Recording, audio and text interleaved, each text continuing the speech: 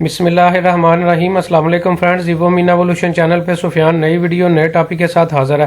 Friends, आज की video New Zealand e visa के हवाले से है कि जब आप न्यूजीलैंड का ई वीज़ा पाकिस्तान से अप्लाई करेंगे तो आपको कौन कौन से डॉक्यूमेंट्स की जो है वो ज़रूरत होगी, वीज़ा फ़ीस कितनी है, इसके अलावा वीज़ा प्रोसेसिंग टाइम कितना है। बाकायदा मैं आपको लैपटॉप की स्क्रीन पर इसका प्रोसेस टाइम जो है वो दिखाऊँगा और बाकायदा ये भी दिखाऊँगा कि इसका रिजल्ट जो है वो कितने अरसे बाद आया है और क्या रिजल्ट आया है, उसकी लाइव डेमो आपको जो है वो दिखाऊँगा। फ्रेंड्स, वीडियो को जो है वो स्टार्ट करते हैं। इस वक्त न्यूजीलैंड इमिग्रेशन की मैं ऑफिशियल वेबसाइट पे जो है वो मौजूद हूँ। इसका लिंक मैं नीचे डिस्क्रिप्शन में जो है वो दे दूंगा। फ्रेंड्स, सबसे पहले इसकी वीज़ा फ़ीस की जो है वो बात कर लेते हैं कि इसकी वीज़ा फ़ीस जो है वो कितनी है। तो फ्रेंड्स, आप देख सकते हैं कि 246 जो है इसकी वीज़ा फ़ीस है और ये जो डॉलर्स हैं ये न्यूजीलैंड डॉलर्स में इसकी प्राइस जो है वो लिखी हुई है, ये US डॉलर जो है वो नहीं है। तो लिहाजा वीज़ा फ़ीस के हवाले से मैंने आपको जो है इसका जो है वो बता दिया। इसके अलावा फ्रेंड्स, इसकी जो है वैसे प्रोसेसिंग टाइम यहाँ पे जो है वो लिखा हुआ है 80% जो है 2 वीक्स के अंदर जो है इसका प्रोसेसिंग टाइम जो है आपका जो है वीज़े का डिसीजन जो है वो आ जाता है। लेकिन प्रैक्टिकली जो है इसका जो प्रोसेसिंग टाइम है वो थोड़ा सा डिफरेंट है। वो मैं अभी आपको लैपटॉप की स्क्रीन पे जो है इसका डिसीजन भी जो है वो दिखा देता हूँ। फ्रेंड्स, आप बात कर लेते हैं कि वीज़ा अप्लाई करने के लिए पाकिस्तान से आपको कौन कौन से डॉक्यूमेंट्स की जो है वो ज़रूरत होगी। फ्रेंड्स, ऐसे तमाम अफराद जो कि जॉब करते हैं उनको जॉब के डॉक्यूमेंट्स की जो है वो ज़रूरत होगी और ऐसे तमाम अफराद जो कि बिज़नेस करते हैं उनको बिज़नेस के डॉक्यूमेंट्स की जो है वो ज़रूरत होगी। फ्रेंड्स, जॉब करने वाले लोगों के लिए और बिज़नेस करने वाले लोगों के लिए डॉक्यूमेंट्स की एक चेक लिस्ट जो है आपको वीडियो के लेफ्ट या राइट साइड पे जो है वो नज़र आ रही होगी। वहाँ से आप आसानी से जो है वो देख सकते हैं कि आपको कौन कौन से डॉक्यूमेंट्स की जो है वो ज़रूरत होगी। इसके अलावा डेफिनेटली बैंक स्टेटमेंट की भी आपको जो है वो ज़रूरत होगी और बैंक स्टेटमेंट के बगैर तो डेफिनेटली आप किसी भी कंट्री का टूरिस्ट वीज़ा या विजिट वीज़ा जो है वो अप्लाई जो है वो नहीं कर सकते। फ्रेंड्स, अब बात कर लेते हैं कि इसका जो है टाइम ड्यूरेशन जो है वो कितना है, कितने अरसे के अंदर जो है इसका डिसीजन जो है रिसीव होगा। फ्रेंड्स, यहाँ पे मैंने एक अकाउंट जो है वो लॉगिन किया हुआ है यहाँ पे और यहाँ पे माई वीज़ा वाली ऑप्शन में मैं यहाँ पे जो है क्लिक करूँगा और आपको बाकायदा डिसीजन जो है दिखाऊंगा कि कितने अरसे बाद जो है इसका डिसीजन आया है वो क्या आया है। तो यहाँ पे मैं माई वीज़ा वाली ऑप्शन पे जो है वो क्लिक करूँगा।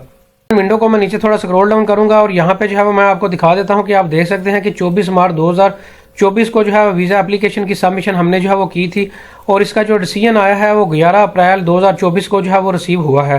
फ्रेंड्स, ये तकरीबन जो है 17-18 दिनों के बाद इसका रिजल्ट जो है वो रिसीव हुआ है और आप देख सकते हैं कि अल्हम्दुलिल्लाह ये वीज़ा जो है वो हमारा अप्रूव हुआ है। इसकी पिक्चर भी अभी मैं आपको जो है आपके साथ शेयर कर लेता हूँ। यहाँ पे डाउनलोड ई वीज़ा की ऑप्शन भी आप यहाँ पे जो है वो देख सकते हैं। फ्रेंड्स, इसमें मैं आपको बताता चलूँ कि ये जो डिसीजन है ये तकरीबन 17-18 दिनों के अंदर आया है, लेकिन कुछ केसेस में इसका टाइम ड्यूरेशन जो है न्यूजीलैंड का ज़्यादा भी जो है वो होता है। लिहाजा आपने जब भी न्यूजीलैंड का ई वीज़ा अगर आप हमसे अप्लाई करवाते हैं या किसी और से अप्लाई करवाते हैं या खुद अप्लाई करते हैं तो आपने ज़हन में ये चीज़ रखनी है कि कुछ केसेस में इसका जो टाइम ड्यूरेशन है वो 6 से 7 वीक भी जो है वो लगता है। तो लिहाजा आपने टाइम ड्यूरेशन को जो है वो अपने माइंड में रखना है। जब भी आप वीज़ा अप्लाई करेंगे आपने कम अज़ कम जो है 40 से 50 दिनों का गैप जो है वो अपनी जो डिपार्चर डेट है उससे जो है वो रखना है ताकि आसानी से जो है वो आपको वीज़े का जो है रिजल्ट जो है रिसीव हो सके। फ्रेंड्स, इसमें देख सकते हैं कि ये हमें जो है वो मल्टीपल वीज़ा जो है वो ग्रांट हुआ है और ये 1 साल का जो है वो वीज़ा है। अभी वीज़ा की कॉपी भी मैं जो है आपके साथ जो है वो शेयर कर लेता हूँ। आपने एप्लीकेशन ID को भी यहाँ पे जो है वो मैच कर लेना है और मल्टीपल वीज़ा को भी मैच कर लेना है।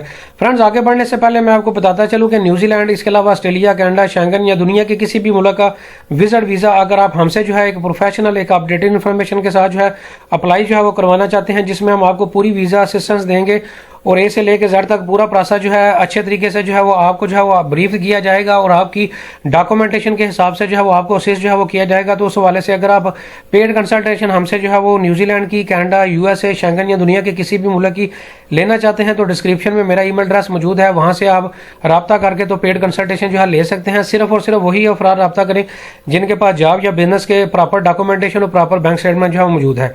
फ्रेंड्स, वीज़ा जो है मैं अब आपके साथ जो है शेयर कर लेता हूँ, उसको जूम कर लेता हूँ। एप्लीकेशन नंबर भी आप इसका जो है वो मैच कर सकते हैं। इसमें कुछ एप्लीकेशन नंबर मैं हाइड जो है वो कर दूंगा।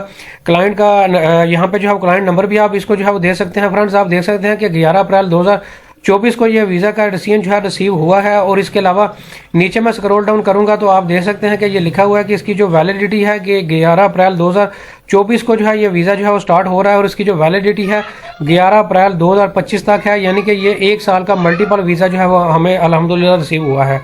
उम्मीद करता हूँ न्यूजीलैंड ई वीज़ा के हवाले से डॉक्यूमेंट्स की डिटेल, वीज़ा फीस और वीज़ा प्रोसेसिंग टाइम के हवाले से पूरी डिटेल जो है A से लेकर Z तक आपको जो है वो समझ आ चुकी होगी।